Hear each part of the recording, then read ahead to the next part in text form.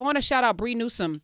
Bree Newsome, as we count down our top 5 moments over the last 5 years, one of them was after the Charleston 9 were murdered. And I can't take credit for something. It was just in that night, during that night, not being able to sleep, getting up the next morning, not really have slept after knowing that something such a horrific act could happen in this country.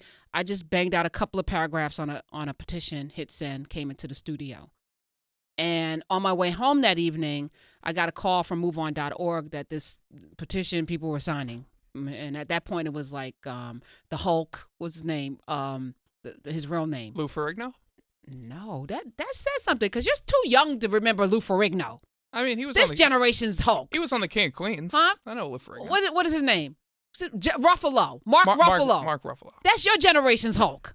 No. My generation's Hulk is Lou Ferrigno. There was Ed Norton and Eric Bana. There was a bunch of them. Okay, but the Avengers. The Avengers Hulk is Ruffalo. And then Mia Farrow had signed it, a bunch of people, and then it had taken off. But three days in, it was like 577,000 signatures. During that period of time, I think 2 days in, a woman named Bree Newsome at the time, her name now is Bree Newsome Bass, climbed up the flagpole in South Carolina and physically attempted to remove the Confederate flag, and she was arrested.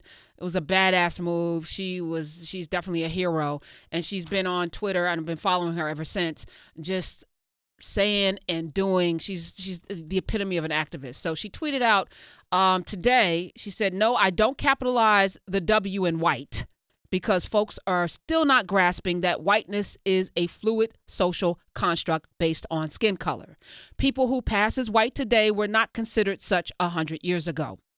Some people passing as white are not even European. It's just anti-black racism." She went on to write, "Folks have a meltdown whenever it's time to examine what it means to be white because the culture of white supremacy has always dictated that whiteness is the only identity that requires no examination. To be white is to be human and normal. Everyone else is the other. Whiteness is not really an independent culture nor ethnicity. It's a social construct that has significance only because it represents elitism and privilege and is built upon the exclusion of whoever is considered non-white.